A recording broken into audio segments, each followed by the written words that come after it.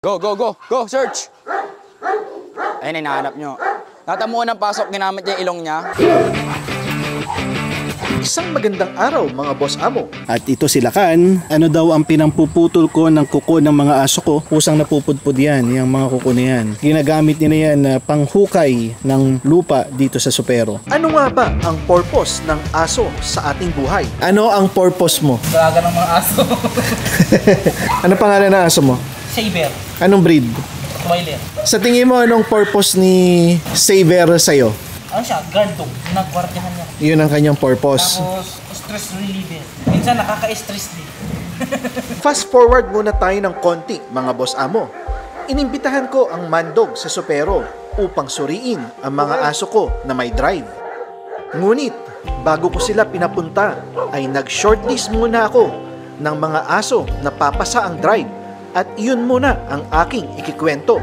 Itetest namin yung drive ng mga aso namin. Gagamitin namin itong, ano tong botelya na to? Mountain Dew bottle, tapos nilagyan namin ng bato. Batong ano batong-bato hindi batong illegal Yan. Nasa loob yan. At meron kaming kong na nilagyan namin ng tali. Titinan namin kung sino sa mga aso namin ang may drive at kung sino ang wala. Okay? Kapag ibig mong isali ang iyong aso sa search and rescue, kagaya ng mandog, ay ang unang kriteriya ay dapat ang aso mo ay may drive. Dahil kung may drive ang aso mo, madali mo itong mapapasunod at mas madali niyang maintindihan ang konsepto ng search and rescue. Yung maliliit na aso hindi pwede to kasi syempre hindi nila kayang kagatin yan. Kaya dito sila sa, anong tawag dito? Mountain Dew. Okay. Mga boss, tingnan nyo si Asmus Hindi na yan takot sa tali Sinimulan ko ang pagsusulit ng drive kay Asmus. Hindi ako bihasa sa ganitong larangan. Ngunit ang alam ko, ang asong may drive ay magiging curious, excited, at kakagat sa anumang bagay na iyong ihahagis. Okay. Ang lakas ng drive. Sa unang hagis ko ng bote ay bokya agad. Sa pangalawa ay ganun pa din. Ngunit datapwat subalit dahil si Asmus ay 5 buwang gulang pa lang. Alam ko na mabubuhay pa ang drive sa pagkaaso niya. So si Diwata naman. Si Diwata naman na kapatid ni Asmus ay nagpakita naman ng curiosity. Isang palatandaan na pwedeng mabuhay ang kanyang drive. Okay, so ito naman si Pangarap. Si-check natin kung may drive. Pangarap. Tek, wala din. Si Pangarap ay walang duda na siya ay may drive. Bola kaya. Try natin to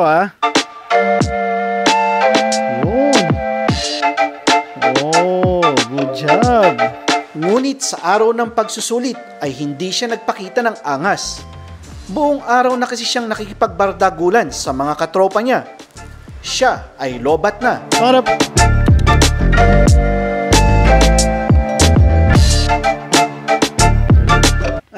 Ganun na lang drive mo ngayon? Bakit? Enter the Kangal Mini 1TB fully paid na si Buhawi. Sa unang hagis ay nagpakita ng interes. Sa pangalawa ay patalon-talon pa.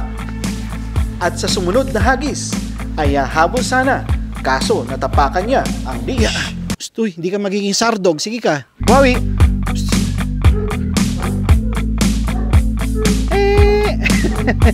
Okay, try natin to. Si Bahaghari. Bahaghari. Tingnan natin kung may drive ka. Ito na maging dahilan ng pagyaman mo. Bahaghari. Jesus, umaalis pa sa bola.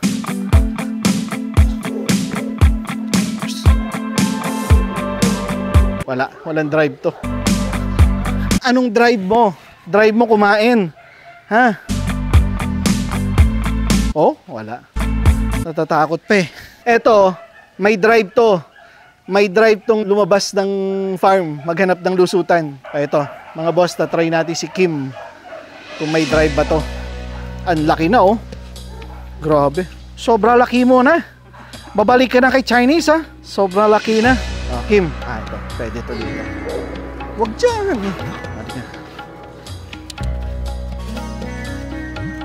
Ayan o, may drive. Yun, very good. Very good. Ang tawag doon ay little drive. Kim, try natin to. Pag to, inamoy ni Kim, bibilin ko na si Kim. Kim.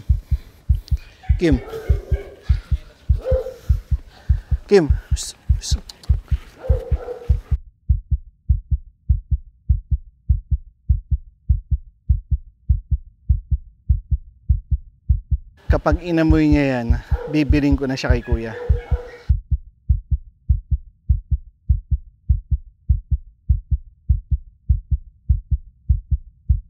Ayaw mong amoyin? Babalik kita. Putya, inamoy ah. Mukhang naintindihan ni Kim ang aking sinabi dahil ang mga sumunod na eksena ay ganado siya.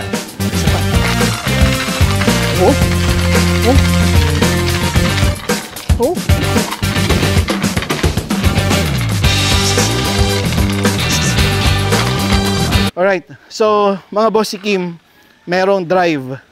Kailangan lang natin buhayin. Okay, lakan. Si Lakan naman ang sumunod. Kung sa energy din lang ay mas energetic si Kim kay Lakan. Ibig sabihin ba nun ay mas may drive si Kim? Okay mga boss, ito naman si Lakan. Lakan. Mukhang tama ako ng hinala. Ayaw ni Lakan ng bote. Ang gusto niya ay hita.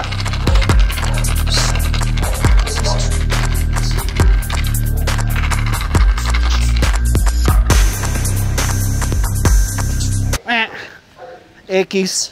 Ginugol namin ang kalahating araw upang subukan ang drive ng lahat ng mga aso ko. Bagong-bago sa kanila ito. At yung iba nga ay hindi talaga nila maunawaan kung ano ang gusto naming ipabatid. Kung drive ang pamantayan ng pagiging aso, lalo na ang tinatawag na prey drive, gamit ang bola o bote, ay sadyang bagsak ang mga aso ko. Ngunit ang sinasabi ng aking instinct ay hindi naman sila ginawa o hindi naman ginawa ang lahi nila upang maghanap ng bola. Ang mga aso ko ay livestock guardian dogs. Ginawa sila upang depensahan ang mga alaga sa malawak na lupain laban sa mga lobo, bears at iba pang predators ng mga livestock kagaya ng tupa, kambing at iba pa. Oh, ikaw ang gusto. Na kung ang pagbabasehan ay ang pagdepensa ng kaharian ng supero, para sa akin ay perpekto sila. Wala. Okay, next. But wait, there's more. Paano kung may aso ka na livestock guardian dog at may drive pa? Yun o, meron o. Meron o, si Star-Lord o. Good job. Ang hinahanap kong gigil. Oh, wag mo dadambahan, kalaki mo. Ang hinahanap kong excitement. Halika. Oh. Ang hinahanap kong enerhiya Star-Lord ay nakita ko kay Star-Lord. Yun. Yan ang may drive. Come on. Tinakbo pa.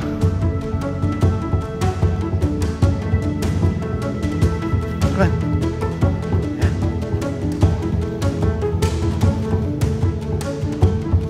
Good.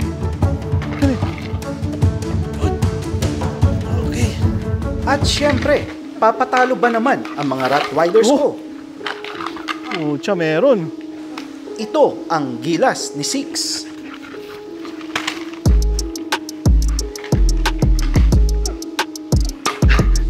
Ikaw ang gusto eh.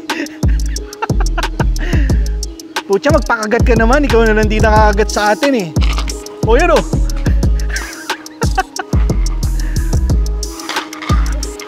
Yun. Haha.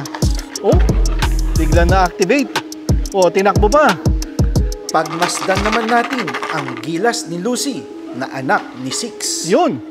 Ako. Lucy. Yun. Come on, Lucy. Good job. Oh, lakas ah. Lucy. Wala na. Pinagtripan na. Come on, Lucy. You. You. Oh. Oh. Oh, yeah. Oh. Oh. Oh. Oh. Come on. Holy cow, cow, cow. Lucy, come on. Lucy.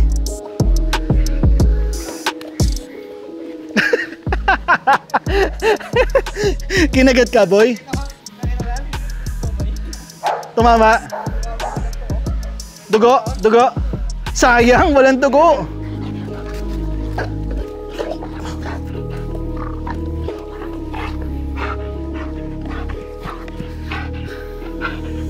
Hey!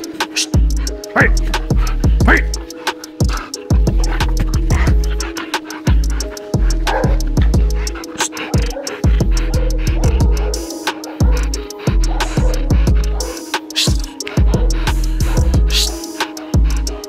Hey! Hey! Hey! Papayag ka ba na si Saber is isabak sa search and rescue? Payo ko sir kung train naman. Trained siya, o given, trained siya, marunong siya. Halimbawa, may operation ngayon sa Cordillera, merong landslide. Sasabihin sa'yo ng search and rescue, boss, kunin mo na namin yung aso mo, isasabak namin sa search and rescue, papayag ka? Payo ko sir. Kahit na delikado sa aso? Oo. Bakit? Kung halimbawa mamatay man siya dun sa operation na yun, at least nagawa niya yung trabaho. Yan, okay. Sure ka, ha? Papayag ka, ha? Oo sir. Kahit ikamatay niya yun, matabunan siya doon ng landslide. Oo sir, ano naman sa kanya yan? Kumbaga, halimbawa, pag namatay siya, siyempre may iiwan naman na alaala niya. Ayun yung pagiging... Eh paano kung namatay siya tapos hindi din niya nakita yung hinahanap niya? At least sir, nakapagtrabaho siya. Yan, okay. Kilala mo na itong mga tao ko? Si Balong? Yes. Si Rodel, sikat yan eh. Oh, hindi ka. Yan ang yan yung nag-champion sa racing ng Suzuki Kawasaki. Yan. Siya. Ba't mahihain ka? Pambihira ka, may bagong tao lang, mahihain ka na. Mamaya na tayo kakain. Kasi short time lang sila eh. Kailangan nilang bumalik agad eh. O, ganito. Labas mo si Bullet muna. O, si Bullet yun yung Rottweiler. Yun yung may pinakamalakas ang drive. Kaso, i-introduce ko muna kayo kasi first time niyang gagawin na may ibang tao eh. Anong age ng aso niyo? 6 6 years old. Oo. Naligo na ba to? Good na ito. Mayroon talaga yan, no? Stoy! Oh, pag mo nang hawakan ha, amoy lang yan. Wala mo nang hawak. Ayan, nakita na niya yung bola. Oh. Eto talaga, kumbaga, pwede naman nating buhayin. Kung meron namang buhay na, edi doon tayo sa buhay na para di tayo mahirapan. Ayan na. Ayan, oh. Oo. Ayan, so, sino hawak ng bola? Oh. Ayan. Ito. Sit.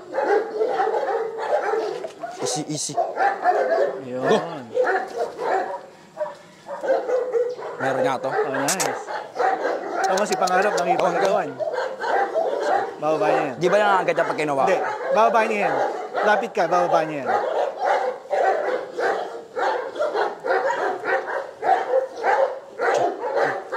Bullet!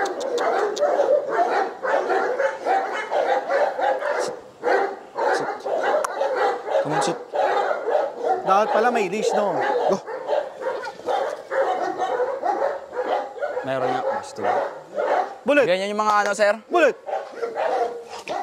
Ganyan yung mga sir, candidate na pwede talaga. Hey! Taas nga drive na ito, no? Kahit pa ganyan pa yan.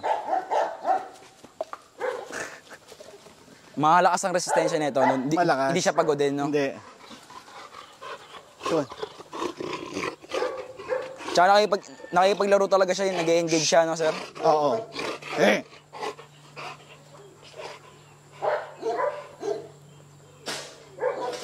Nakipag-eye contact din to.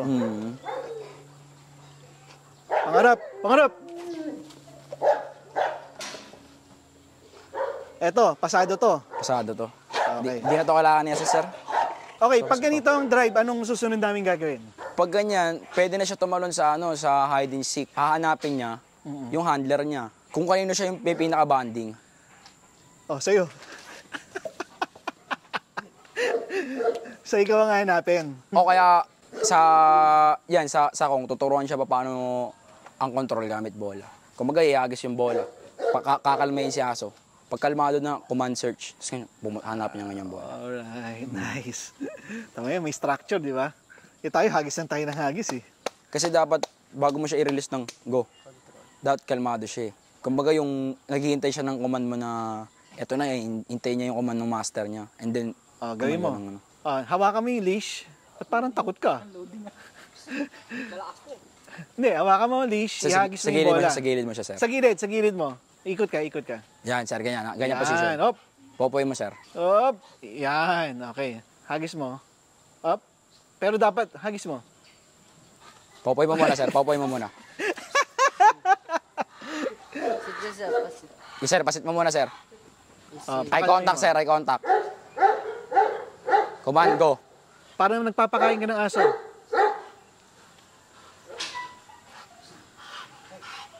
Ganun pala yun. Sa gilid ka lang, sir. Kumalma ka, Rodel. Yan, sir. Sige, sir. Go. Command, go lang.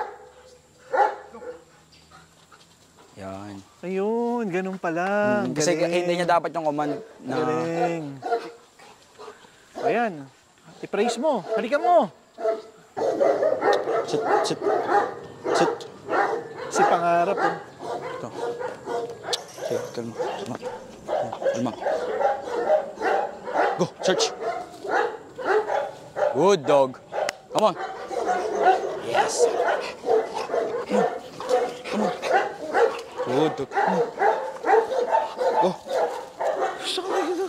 Good. Kita mo yun? Good, sir. Galing. Good dog. Oh, ako daw. Sa'yo binabalik, sir. Sa akin binabalik. Teka lang. Shh. Bullet! Ganun.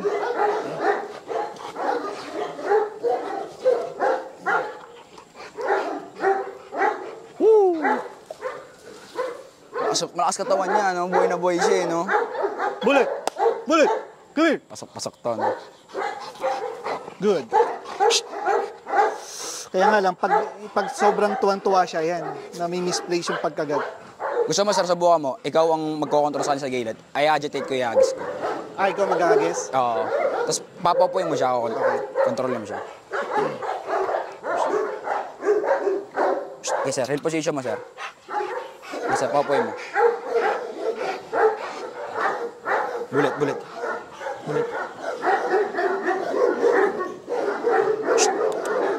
Sir.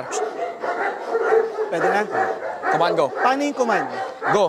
Pero papapuin mo muna siya. Masyadong fixated eh.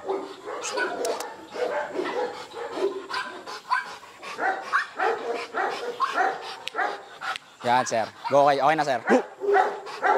Go, search! Ayun, hinahanap nyo. Natamuan ng pasok, ginamit niya yung ilong niya. Parang, Oo. kaya dapat, Nagsisearch. ang next na pwede niya nang gawin, yung bola sa bushes, yung hindi visible na mata niya, para pagtakbo niya, hindi niya kita yung bola, pero yung ilong niya gagamitin niya ngayon. Kasi hindi niya nakita eh. Okay. Matututo siya ng ilong na yung gagamitin niya. Bullet! Good dog. Sakto, no? Ayaw mo sa gamitin, no?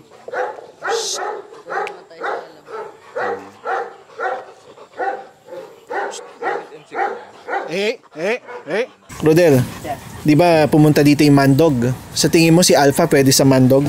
Oo, sir. Kasi marunong masyadong ng ano eh. Bola eh.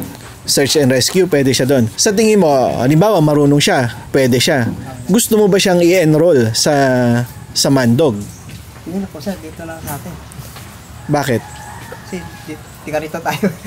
Hindi, halimbawa, yun nga eh, kasi di ba yung mga aso ng mandog o yung mga search and rescue dog, meron silang ibang purpose. Ang purpose nila ay magsilbi sa karamihan. Si Alpha ba, papayag ka na kukunin ng mandog? Halimbawa, sa isang misyon, kukunin siya, tapos isasabak siya sa search and rescue? Payag po. Kahit na delikado? Okay, sir. Kahit na ikamatay ng aso pag nadaganan siya? Pwede rin, sir. Kung hindi naman, sir. para sa para makatulong sa sa ating lipunan. Sure ka? Di ba, ano mo yun? Parang kapamilya mo na yun, papayag ka na ibang hawak? Hindi po, sir. Ako na lang hawak. Oh, so papayag ka na, di ba, pupunta kayo sa Sierra Madre Mountain. O, tapos kasama mo si Alpha, papayag ka? Then magse-search kayo doon? Siguro, sir, papayag ako pag kasama ko, sir. Pag hindi ka kasama? Hindi rin. Bakit? Iningatan ko rin kasi aking alagang aso. Papayag po ako kasama pag kasama po. Pagkasama ka. Okay. Okay, mga boss, magandang umaga. Meron tayong bisita galing sa Mandog, ang ating paboritong SAR, Search and Rescue Team. Okay, pakilala ka, bossing. Ako pala si Christopher Ipo. Michael Gustavo, Josh Marahas. Ilang taong ka na? 15 po, sir. 19. 16. Oh, tama, babata, ano? 16 ka pa lang? Mukha ka ng 20. Wala akong sinabi, ikaw yan. Okay, Michael, sa mga nakita mo, sa pinakita namin mga aso, anong masasabi mo sa mga aso na yun? Pwede. Pwede. Yes. Sino doon ang pwede? Pinaka-strong candidate natin yung Rottweiler. Tsaka yung isang alabay na si Star-Lord. Star-Lord. Bakit mo nasabi? Sa ngayon, sila yung dalawang merong pinakita magandang performance. Pero hindi natin pwedeng sabihin na yung iba negative agad. Kasi first time na nilang ginawa ito eh. Kumbaga sa buong buhay nila, ngayon lang sila hinagisan ng bola, nilaro ng gantong way. Kaya hindi mo pwedeng sabihin na hindi sila pwede. Meron pa silang excel eh. Ano yun? Ano bang kailangan namin gawin? Dapat araw-araw, gano'n? Yes, araw-araw talaga. Bago namin ilabas for a walk, kailangan mo na hagisan ng bola, gano'n? Yes. Kasi pag winok mo agad yung energy nila, ubos na eh. Kaya maganda yung pag ipon yung energy nila, doon mo sila ng laruin. Hindi namin pinahawakan sa inyo lahat kasi 43 yan eh. Baka ubos oras natin. Yes. Ang ginawa kasi namin before, nag-select lang kami ng few. Yun nga yung mga yon. Sila John Wick, Star-Lord, Bullet. Although trinay din namin sila Lucas, yung mga matatanda na. Ang plano ko nga, yung mga matatanda, wag na. Kasi yung iba, 9 years old, 10 years old, wag na yon. Kasi, Yung shootable lang talaga. yes. Yung 1 year old, sa tingin mo may pag-asa? Meron. Okay, eto. Ayan. Si kanina kasi to, sino ba to? Si Lakan. 6 months yan. Kaya pang buhayin yan. Mas madali yan yung ganyan, sir. Pero sa Mandog, meron na ba kayong naging SAR na giant dog? Sino pinakamalaki natin naging aso? Kobe, tas yung Rottweiler. Rottweiler. So if ever, first time na meron kayong tinuruan na giant dog sa amin. So pero. Sige. So kayo ba sa Mandog, halimbawa, di ba sabi mo si Draco, anong breed niya? Belgian. Sige, kwento mo sa amin yung karanasan mo. Kasi sabi mo, walang ka-drive-drive yun eh. Si Draco yung aso ko na nung bata siya, akala ko talaga negative siya eh. Sabi ko, hindi to pwedeng pang-protection, pang-SAR, hindi siya pwede. Kasi unang-una, wala siyang ball drive, wala siyang hand drive, walang food drive, wala talaga lahat. Hanggang sa, napasok ako ng Mandog, may mga tumulong sa akin, si Sir Red, kung paano mag-training ng aso. Hanggang sa nabuhay namin, hanggang ngayon, isa na siya sa mga top dog doon, sa Mandog. Ang lakas na ng ball drive, ng hand drive, lahat. Talagang binuhay namin sa kanya eh. Nung win-workout mo si Draco, nag-aaral ka pa nun? Hindi na ako nag-aaral, talagang focus na ako sa aso nun. Focus ka na nun. Kumbaga yung gusto ko talagang gawin nun, ito na talaga eh. So, ang gusto mo, training. Oo. Dog training ang gusto mo. Okay. Advisable ba na gumamit ng food as reward? Kung siguro, kung basic obedience, kung obedience kayo, pwede. Pero kung ganyan, kung ball drive, hindi. Hindi, no? Pero may nakita ko yung kung nilalagyan nila ng ng Pagkain. Oo, kasi kanya-kanyang gimmick nga eh. Kung paano mo mapapasunod yung aso eh. Kung dung way para sumunod siya, bakit hindi, di ba? Pwede rin ba yun? Halimbawa kasi, group, kumbaga, ngayon nasa loob, pero pag kami lang nasa labas yan. Pwede ba yun maghagis ako ng bola, tapos sila, marami sila habol sa bola? Hindi, sir. Hindi advisable Dapat ho talaga, kung mag-training kayo ng aso, one-on-one. One-on-one. Kumbaga ito, sarado lang to. Walang ibang kagaya nito, walang ibang nakakapasok. Walang distraction. Kasi pag may iba, hati yung focus nila eh. Yeah. Focus sila dito, tingin sila dito. Baka nga si John Wick gano'n, tsaka Star-Lord, kasi si Pangarap nandito. Kasi nakita mo naman yung isa, sir, di ba? Yung isang alabay. Magkakaroon siya ng interest sa bola, tapos mawawala, iba gagawin niya. Kumbaga, distracted siya eh. Hindi siya nakapokus sa isang bagay lang eh. Okay, goods. Okay mga boss, so hanggang doon lang muna. Meron kaming usapan ni Sir Red, yung leader ng Mandog, na gusto ko kasi makaproduce ang supero ng Sardog. Ngayon nga lang, problema namin, yung time namin na pupunta pa sa site nila and then doon tuturuan, wala kaming ganung time kasi ang dami nga naming aso and ako personally, humahandle din ako ng dogs. Kaya sabi ko, sila lang pumunta dito para bigyan kami ng basic. And then, ano na lang, no? Video na lang, no? Papakita namin sa inyo. I-forward ko din yung mga progress ng mga aso. Let's take it from there. Ganun na muna. Tsaka na kami pupunta sa Mandog. Pag meron na kami may papakita. Pag may karga na. Pag may karga. Mahirap eh. Pagdating namin doon, wala naman kaming bala. Ikaw, papayag ka. Si Pearl, sa Search and Rescue. Isasama siya doon. Bakit? Di marunong yun walang drive. Walang drive. Okay, o sige. Tapos na yung assessment namin. Tingnan niyo yung aking paa at kamay, putik-putik. Masasabi ko na ang pwede ay si Rottweilers, si Six, Bullet, Lucy. Then sa alabay si Starlord. Yun lang mga boss, yun lang ang pwede. Of course, hindi naman namin pwedeng i-train lahat dahil syempre 43 dogs yan. Mahirap na pag hinati mo yung focus dun sa 43 dogs tapos 4 lang kami na may hawak ng aso. Yung focus masyadong kakalat. Therefore, hindi magiging maganda yung resulta. So, ang gagawin namin ay magfo-focus kami sa 4. Starlord, Bullet, Lucy, 6. Yung 4 na yon. And hopefully, maging Sardog sila. Dahil ang commitment ko kay Mandog ay kapag meron ng karga yung mga aso ng supero, ay doon kami pupunta sa kanila para makipag-join sa kanilang mga exercises. Okay? So anong learning dito, no? Ang learning dito mga boss, halimbawa gusto nyong itry ito sa bahay nyo and gusto nyo itong itry sa mga aso nyo at napansin nyo na wala ring drive yung aso nyo. Ang sabi ni Mandog, pwede mo namang buhayin yung drive pero matatagalan. Kung wala kang patience o wala kang tiyaga, ay definitely hindi mo mabubuhay yung drive. Ngayon, ibig sabihin ba nun yung aso mo ay less worth it? Ibig sabihin ba yung aso mo ay walang pakinabang? Ibig sabihin ba yung aso mo ay walang purpose kapag wala siyang drive? Of course not. Ang purpose ng mga aso sa atin, halimbawa ako, hindi ko naman alam ang Sardog dati, ang Search and Rescue Dog. Hindi ko rin alam yung mga monitoring o namang mga sports na yan. Hindi ko rin alam ang mga dog shows. But still, kahit na sabihin mo na wala silang drive, hindi ibig sabihin ay lumiit yung pagtingin ko sa mga aso ko. Hindi ganoon dahil hindi naman talaga lahat ng aso ay gifted ng drive at hindi lahat ng aso ay pwede sa search and rescue. Ang point ko doon mga boss, as long as nasa-serve ng aso yung purpose mo sa'yo, let's say nawawala yung stress mo pag nakikita yung mga aso mo at nag-a-alert siya sa inyo kapag gabi. Let's say tulog na kayong lahat, siya yung mag-a-alert sa'yo na merong intruder sa property mo, nagsiserve siya ng purpose sa'yo, therefore, ay may function or may purpose pa rin siya sa'yo. Hindi ibig sabihin na pag wala ng drive ang aso mo, ay wala na siyang kwenta. Okay? Kaya huwag kayong mawawala ng amor o ng love sa aso nyo dahil nakitaan nyo na wala siyang drive. Ano naman ang purpose ng supero sa followers, sa inyo? Ang purpose ng supero ay, syempre, subukan namin yung mga bagay na hindi nyo pa nasusubukan at ipakilala sa inyo ang mga bagay na hindi nyo pa nakikilala. Like ito mga ginagawa namin na SAR, Search and Rescue Dog, tingin ko bago rin sa inyo yan.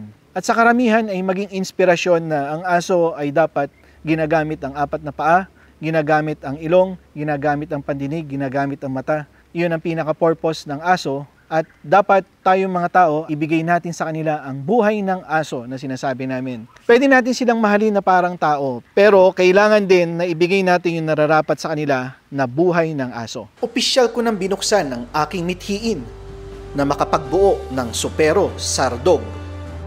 Ito ay isang mithiin na balang araw ang aso ng supero ay makapagligtas din ng mga taong lubos na nangangailangan ng tulong sa oras ng malagim na sakuna. Samahan nyo kami sa aming mithiin na ito. Yun lang po sa ngayon at maraming salamat sa panonood.